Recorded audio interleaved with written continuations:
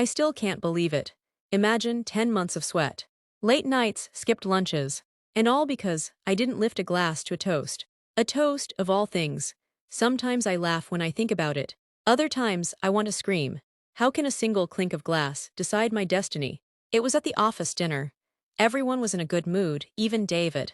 My boss, who never smiled unless someone made a mistake. He was suddenly generous that night, ordering fancy wine, laughing loudly, pretending he was everybody's best friend. Then came the moment. He stood up, raised his glass high, and gave one of those speeches full of fake wisdom. Something about loyalty, growth, and teamwork, the kind of words that sound expensive but mean nothing. Everyone else, of course, joined him. Glasses clinked, smiles flashed, and the room filled with cheers like a chorus. And me, I just sat there, not because I was trying to be rude, not because I hated him, though I should have, but simply because I don't drink. I thought it would pass unnoticed. After all, how important can a sip of liquid be? But no, David saw me. His eyes narrowed. The smile froze, and for a second the entire hall felt like it went silent. He tapped his glass harder, louder, as if to force me. I shook my head politely. I even smiled, thinking that would soften the refusal. Instead, it was like I had slapped him in front of everyone. He lowered his glass, chuckled awkwardly, and the dinner went on. I told myself it was nothing, but deep inside, I felt the chill of something brewing. A storm waiting for me. The following month, salary day came. I checked my account, nothing. Maybe a bank delay, I thought. I asked HR, they looked confused and sent me to David. Come tomorrow, he said with that same fake smile. Tomorrow turned into weeks, then months. That was the beginning of my punishment. Not for poor performance, not for lateness, but for a toast I didn't raise. I keep asking myself, was it pride? Was it ego? Or maybe he just enjoyed the power of dangling my money in front of me like bait. Sometimes, I imagine him laughing in his office, telling people, see, that's what happens when you don't obey me. And I sit here, 10 months later, talking to myself like a madwoman, trying to understand why a glass of wine costs me almost a year of my life. But here's the thing, Janet, you didn't break. You didn't beg him.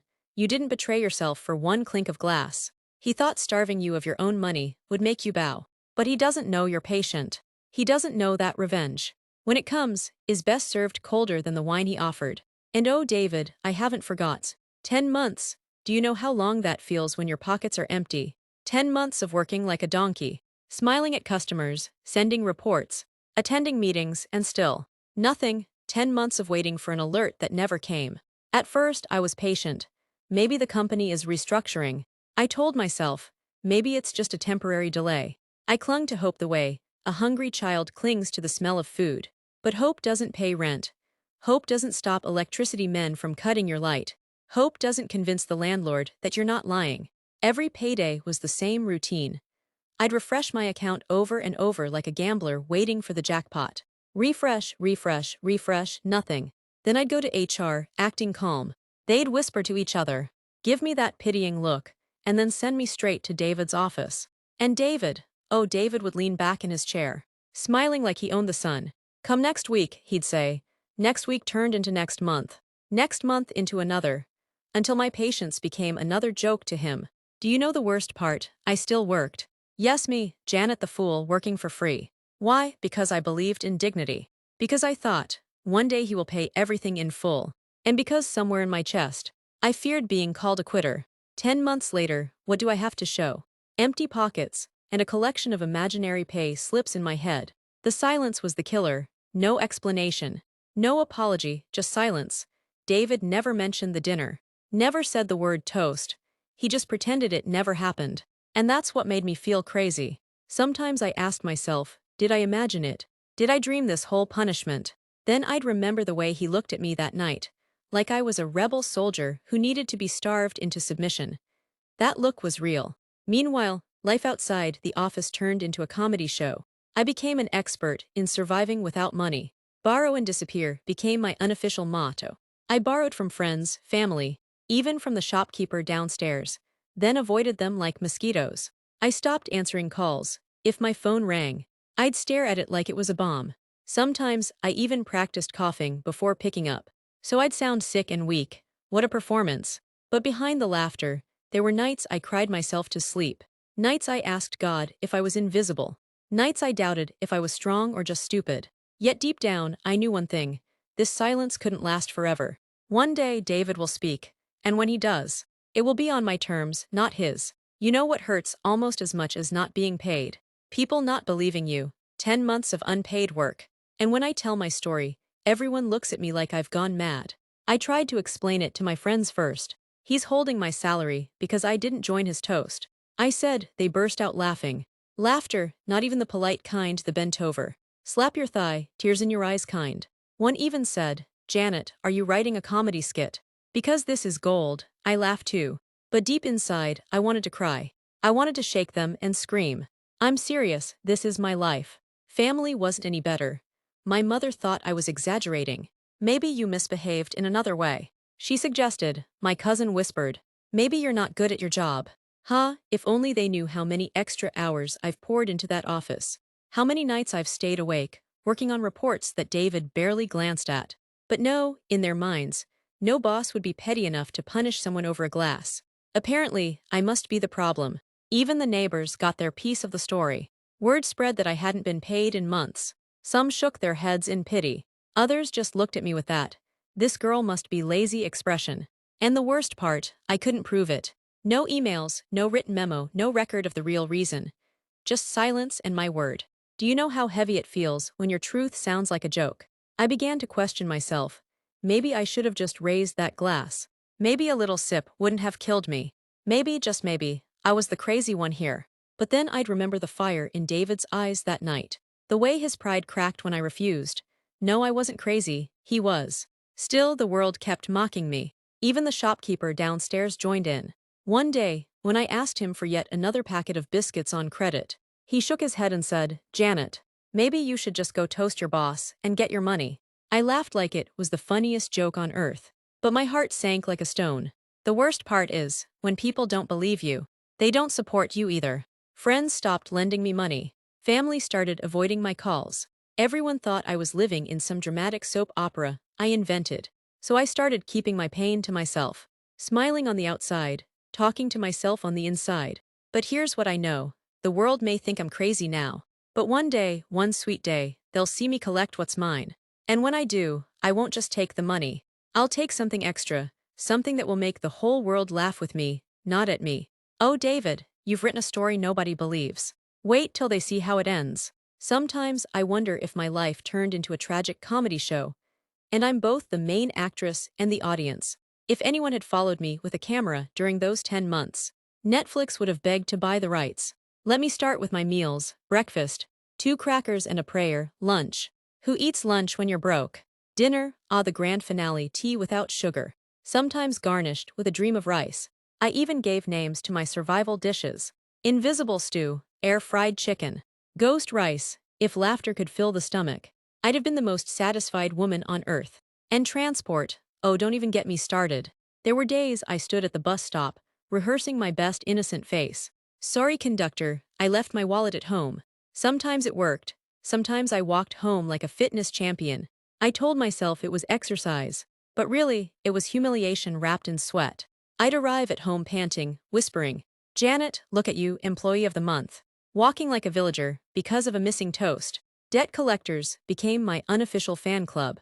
They called so often that when my phone rang, I'd salute and say, good afternoon. My sponsors. One time I even faked a coughing fit, so dramatic the caller begged me to rest, and said they'd call another time. Oscar-worthy performance, I tell you. And the shopkeeper downstairs, he turned into my daily comedian. Each time I asked for something on credit, he'd tilt his head and say, Janet, still no toast. I'd laugh, but inside I was plotting how to disappear with his biscuits one day. Yet behind all this comedy, the tears were real. I cried quietly, never letting anyone see. I cried into my pillow, asking myself why I let dignity starve me. But then, after crying, I'd look in the mirror and start laughing again. My face would be so swollen, I'd say, look at you, Janet, looking like you fought Mike Tyson and lost. And still no salary. But here's the strange thing. In all my suffering, I found strength I didn't know I had. Each joke I cracked was a shield against despair. Each ridiculous survival trick was proof that David might delay me, but he couldn't destroy me. Yes, my tears were real, but so was my laughter. And that laughter kept me alive long enough to see what's coming next. David thinks I'm broken. He thinks silence has made me weak. Oh, but little does he know, every joke, every biscuit on credit, every fake cough has been sharpening me for the day I'll collect my money in full. And when that day comes, my laughter will not be from survival. It will be from victory. They say patience is a virtue. Well, 10 months of patience turned me into a saint, but even saints have limits. And mine came crashing down one embarrassing afternoon. Picture this, I was in the supermarket, pretending to shop like a normal human being. You know, walking down the aisles, picking up items I couldn't afford, reading the labels like I was interested in nutrition. My basket had only two things: a packet of salt and the cheapest noodles on the shelf. At the counter, I swiped my card. Declined, swiped again, praying under my breath. Declined. The cashier gave me that look, the kind that slices your pride in half. A small crowd started forming behind me, people shifting impatiently, sighing loudly as if my poverty was delaying their destiny. I wanted the ground to swallow me. And then, to crown the humiliation, the cashier smiled and said, "Madam, maybe you should call your boss for an advance." Laughter erupted behind me. The man in line actually whispered, "Maybe she didn't toast him too." That was it, that was the straw. The camel in me broke into pieces. I grabbed my packet of salt, slammed it back on the shelf, and stormed out, my noodles forgot. My eyes burned with tears, but my chest burned hotter with rage. For 10 months, I had endured hunger, shame, gossip, even biscuits on credit, but strangers laughing at me. No, that was where the comedy ended. On the walk home, I talked to myself like a soldier preparing for war. Janet, enough is enough. No more crying into your pillow. No more refreshing your account like a gambler. You have worked, you have earned. And you will collect. This is not about pride anymore, this is survival. And David will pay. I replayed every moment in my head, his smug smile, his come tomorrow, his arrogance at that dinner. The more I thought, the angrier I became. Anger turned into focus. I started thinking of plans. Not begging plans, not polite emails. No, this time it would be war, intelligent war. For the first time in 10 months, I felt my spine straighten. My stomach still growled, but my spirit was fed. I realized something important. David thought I was powerless because I stayed quiet. He thought starving me had weakened me, but all he had really done was give me time, 10 long months to observe, to learn, to build a fire inside me that even poverty couldn't kill. That night I didn't cry. I sat on my bed, staring into the darkness, whispering to myself like a promise, "You will pay me, David, in full, and when I'm done, you'll regret ever raising that glass." The camel may have been broken, but a lion was waking up in its place. Okay, listen up, Janet. This is where the giggles stop and the game begins.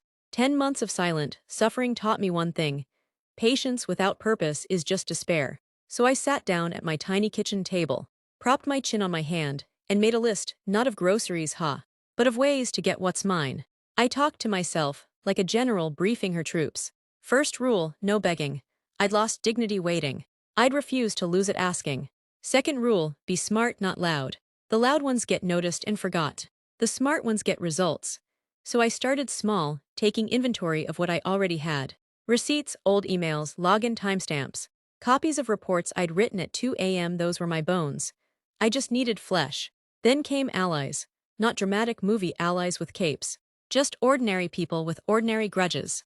There was Kemi from accounts. She always left her desk 5 minutes late. And she liked gossip more than spreadsheets. I caught her eye once and did the "I need a favor" look. She sighed, rolled her eyes, and agreed to look into payroll behind the scenes. That was victory number 1. Next was Aisha, the receptionist who knew everybody's comings and goings. She owed me a favor after I helped her pick a wedding dress last year. I played her the part of the innocent colleague again, and she promised to keep an ear out for David's office comings and goings. Small favors, but together they were threads I could weave into a noose. I also sharpened my data. Every late submission, every email where my name was absent from the thanks list, every project where I had done the heavy lifting, I saved them. I printed the important ones and made a neat little folder labeled Janet's Evidence. It felt oddly satisfying to watch my life in hard copies, as if I were reclaiming it one page at a time. But the best idea, the one that made my pulse dance, was leverage. David loved his image. He polished it as if it were silverware, always gleaming for shareholders and clients. I decided to weaponize that. Quietly, I began to gather evidence of his little theatrics. Not crimes, not anything illegal, but things that would make him squirm under the right spotlight. Invoices paid to vague consultants. expense reports with suspiciously generous line items, and a pattern of preferential bonuses. Nothing I couldn't prove. Everything that would make his world wobble if shown to the wrong person. I practiced my face in the mirror. Not a villainous sneer, but a calm, steady look, the look of someone who knows their value. I rehearsed the conversation I would have with him, the words I would use, the exact moment to reveal the folder. I imagined his face, that mask of superiority cracking like old paint. There was also humor in the plan, because how could I not? I pictured walking into his office with a tiny cake that said, "Cheers, here's what you owe me," and handing him an invoice like a server at a restaurant. Ridiculous, petty, perfect. But practicality won, and the cake stayed home. The night before I moved, sleep was a stranger. I whispered to myself, this isn't just about money. It's about respect. It's about telling you, David, that no one has the right to starve another for a slight. I felt a cold thrill of anticipation. The plan was set. The pieces were in motion. Tomorrow, I would stop being the silent employee. Tomorrow, I would be the storm. This is it, Janet. Breathe. Count to 3. Don't trip on the carpet. Walk in like you own the place, because you do. In principle, I stood outside David's office door for what felt like an hour, though in reality it was 3 minutes. My heart hammered like a drumline at a wedding. My hand hovered over the knob, then found the courage to turn. He looked up before I even said hello, like he already expected an apology or a smile of gratitude. Instead, I smiled differently, steady, calm, and edged with a patience he had thought extinct. David, I said, as if we were meeting in a lobby and not at the epicenter of my ruined months. He blinked. That was my first win. I placed the folder on his desk, as if it were just another stack of invoices. He glanced at it, then at me. With a flicker of disdain, "What's that?" he asked, as though asking the question would make the papers meaningless. I could have handed him a cake that said, "You owe me," and he would have still found a way to pretend it was frosting. Evidence, I said, simple, clean. It made his expression harden. The way stone tries to hold water. I watched, enjoying the small justice of his stomach dropping a little. He invited me to sit. The office chairs were too close to the ego, and I refused the intimacy. I stood. I began calmly, because calm is more cutting than yelling. I recited dates, not drama, payroll days missed, promises made, emails where he'd forwarded work without credit. I slid copies across the desk, watching his fingers twitch. Kemi's little messages, tucked like breadcrumbs, arrived on cue, an innocent question here, a forwarded memo there. Aisha's notes on his comings and goings, precise and boring seeming, painted him as anything but infallible. My folder was a mosaic, facts, dates, files, nothing theatrical, nothing illegal, only truth. He tried to smile it off. There's been a misunderstanding. Janet, classic, the words were smooth. Practiced, I felt a laugh bubble up. The kind that comes from someone who's been holding it in for longer than is polite. Misunderstanding, I echoed. For 10 months, you've been misunderstanding me for almost a year. Now here's where the leverage slid into place. I didn't rattle off the big stuff, the invoices and the suspicious expenses, yet. First, I let him wriggle in the discomfort of his own doing. I asked quietly, "Do you want to fix this the easy way or the public way?" He scoffed, which told me everything. Pride meet consequence. His tone shifted, small cracks appearing. "You're making threats," he said, as if that were the worst possible thing. "No," I said, "I'm making choices." I explained the simple next steps. Payroll corrected, written apology to HR, and compensation for the missing months. In full. He huffed, the sound of a man who didn't expect his script to be rewritten. He reached for the folder, with a hand that trembled just slightly.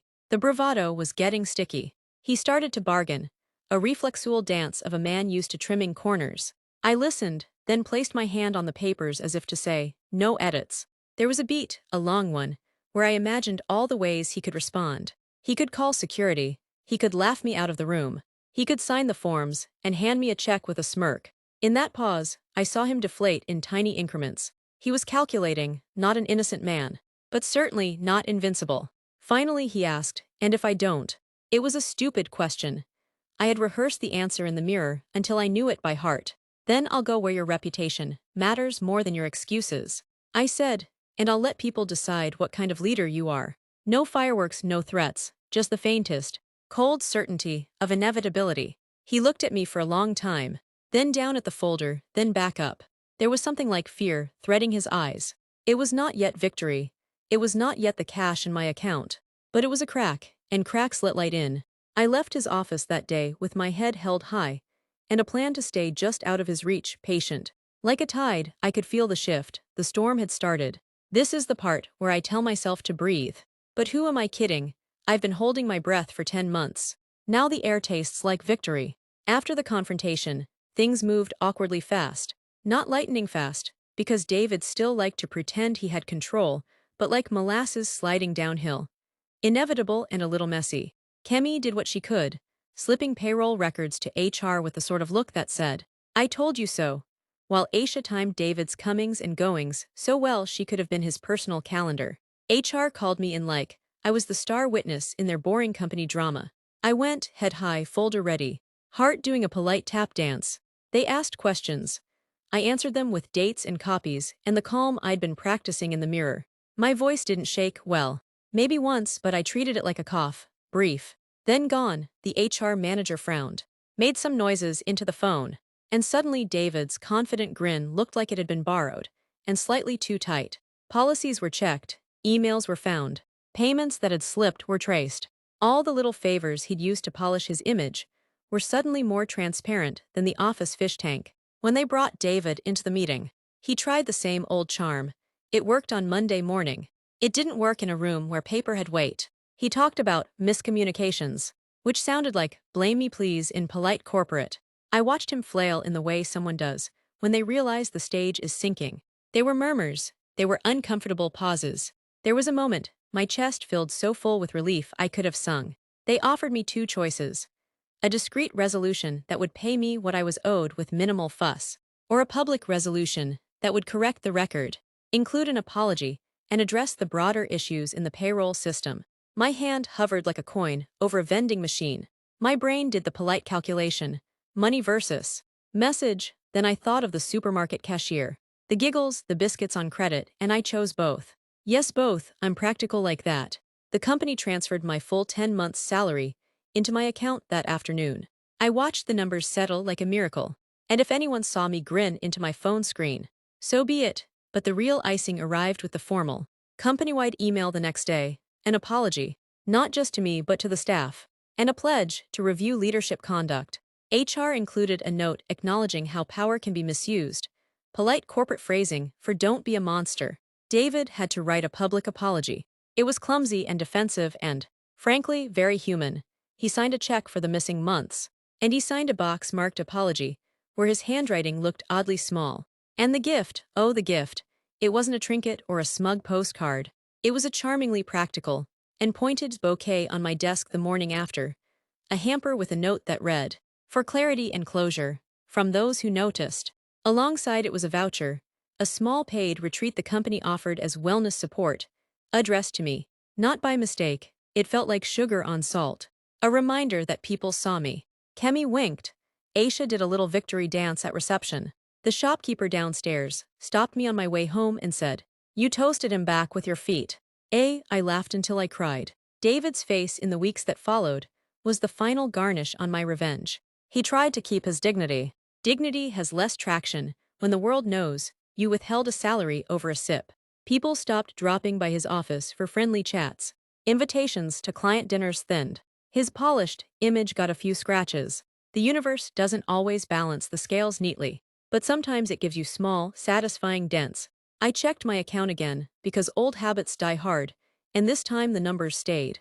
10 months of work in full, plus a gift I didn't expect, validation. Respect, laughter turned back toward me, warm and genuine. I bought groceries that day without a soap opera soundtrack playing in my head.